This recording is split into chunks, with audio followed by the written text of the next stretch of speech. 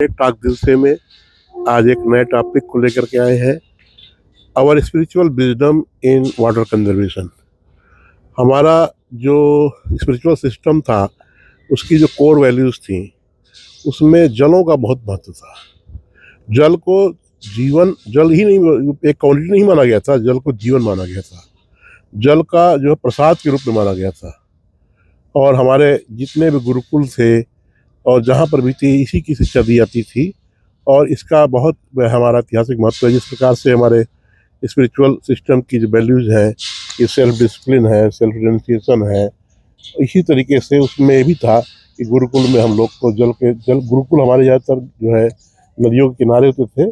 और वो सिर्फ पानी के लिए नहीं थे बल्कि एक शांत वातावरण जहाँ मिले, सेरेनिटी मिले, उसके लिए थे। तो इसी को आगे बढ़ाते हुए हम अपने तिवारी से चाहेंगे कि इसको आगे बढ़ाएं।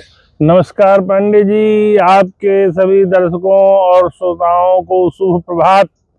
आज जनेश्वर मिश्रा पार्क के प्रांगण में प्रातःकालीन अपने वॉकिंग के दौरान हम लोगों ने अपना सेरोटोनिन डोपामाइन बढ़ा लिया है। अब हम अपने विचारों को आपके साथ शेयर करते हैं। जैसा कि पांडे जी ने कहा, जल संरक्षण और हमारी संस्कृति में जल का महत्व। तो हमारी संस्कृति ही गंगा जमुना संस्कृति है, नदियों की संस्कृति है। नदियों की यहाँ पूजा की जाती है। प्रातःकाल स्नान के समय में ही 7 नदियों को हम याद करते हैं, हमारे प्रार्थना में है। और वैसे भी क्षिति जल पावक गगन समीरा, ये जो 5 तत्व है, इसमें जल भी एक बहुत महत्वपूर्ण तत्व है। और हमारी नदियों के किनारे ही हमारी सभ्यता विकसित हुई। गंगा जमुना के किनारे ही हमारे सारे महत्वपूर्ण शहर जैसे काशी है, प्रयाग है, पटना है इत्यादि जितने बड़े शहर हैं, आगे जाकर के बिहार बंगाल में कलकत्ता तक, और ये सारे गंगा के किनारे हरिद्वार है, कानपुर है। यानी जल के महत्व को ही देख करके ही ये शहर बसाए गए। आज भी काशी में मैं जाता हूँ तो लोगों का, जो गंगा किनारे के लोग हैं, उनका जीवन ही गंगा मैया है। वहीं स्नान करते हैं, कई लोग तो कपड़ा भी धोते हैं, वहीं दातून भी करते हैं, और वही जल उनके घरों में भी आता है। तो इस तरह से हमें जल संरक्षण के साथ जल को प्रदूषण से भी बचाना है। जो कि मैं विदेश गया था तो वाशिंगटन के नजदीक जो रिवर है उसको मैं देखने गया, नाम भूल रहा है, कोलोराडो हो या जो भी हो। तो वहां लिखा था, कैमरे लगे हुए थे कि इस जल से कुल्ला करना, आचमन करना बिल्कुल प्रतिबंधित है, नहीं तो यहाँ पेनल्टी हो जाएगी। सुनते हैं कि टेम्स में भी यही व्यवस्था है, लेकिन वही अंग्रेज जो अपने नदियों को साफ रखते हैं, हमारे गंगा जी में नाले गिराए, गंदे नाले गिराए, हमने देखा, इलाहाबाद में देखा, कानपुर में भी देखा, बनारस में देखा। तो वो हमारी धार्मिक मान्यताओं को चकनाचूर करना चाहते थे। लेकिन आज आजादी के इतने साल बाद भी हम लोग इस बात को, जल संरक्षण को और जल प्रदूषण को अगर महत्व नहीं देंगे तो आने वाले दिनों के लिए हमारी ये नदियां नाले बन जाएंगी। वैसे भी नदियों के किनारे बहुत सारे लोग बस गए हैं और नदियों को पाट उठ रहे हैं, जो कि आने वाली जनरेशन के लिए बड़ा खतरनाक है।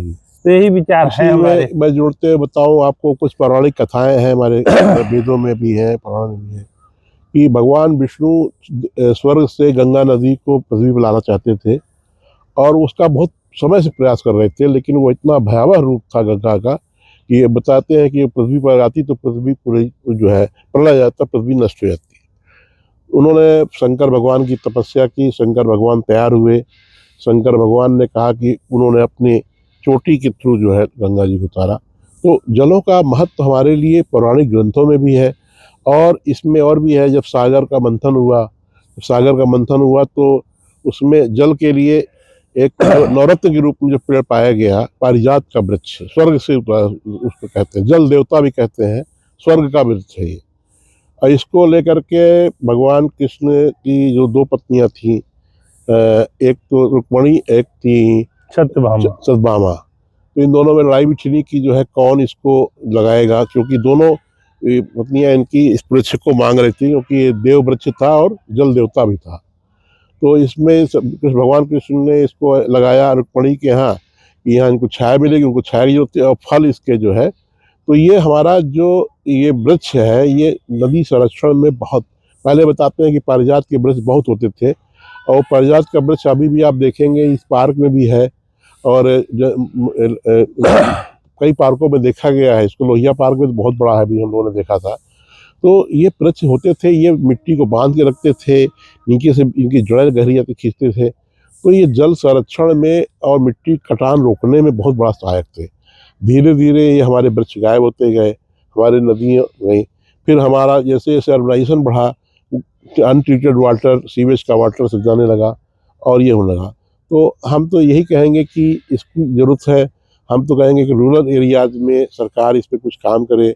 जैसे गांव में हर जगह, पहले पौराणिक ग्रंथों में है कि हमारे ग्रंथों में भी लिखा हुआ है कि हर कम्युनिटी का एक पानी का तालाब होता था, और हर मंदिर ज़्यादातर जो है उसका एक जलकुंड होता था, चाहे कुआं हो या कुंड हो।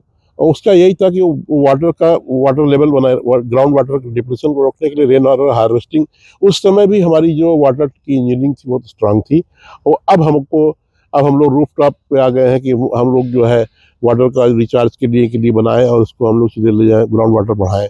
बेंगलोर में बड़ी समस्या हो रही है ग्राउंड वाटर कारण से। तो इन्हीं शब्दों को आगे बढ़ाते हुए हम चाहेंगे कि तिवारी जी, जो आज ये जो इस सिस्टम जो चल रहा है, जो इसमें हमारा जो वाटर सेट मैनेजमेंट है, और ये जो स्पेशली देखिए, सरकार चाहे जितना पैसा लगा ले, लेकिन ये जब तक हमारे मन में नहीं आएगा कि ये जल ही हमारा जीवन है, तब तक हम, जैसे कि छोटे छोटे गाँव में भी लोग नदियों को काट, पानी आता है उसको बना सकते हैं पॉन्ड, उसमें मनरेगा की मजदूरी से बना सकते हैं, मतलब कम से कम खर्चे में बना सकते हैं, और वो हमारा बराबर पेरिनियल वाटर के रूप में भी उसको डेवलप कर सकते हैं। पहले थे, हर गाँव में एक तालाब होते थे, हर गाँव का एक तालाब होता था, हर छोटी छोटी कम्युनिटी का होता था, लेकिन आज धीरे धीरे गायब हो रहे हैं।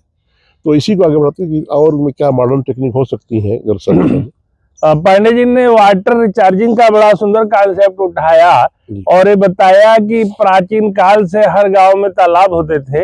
वो तालाब वास्तव वाटर रिचार्जिंग भी करते थे, जल के लेवल को, ग्राउंड वाटर को ऊपर उठाने में उनका बड़ा योगदान था।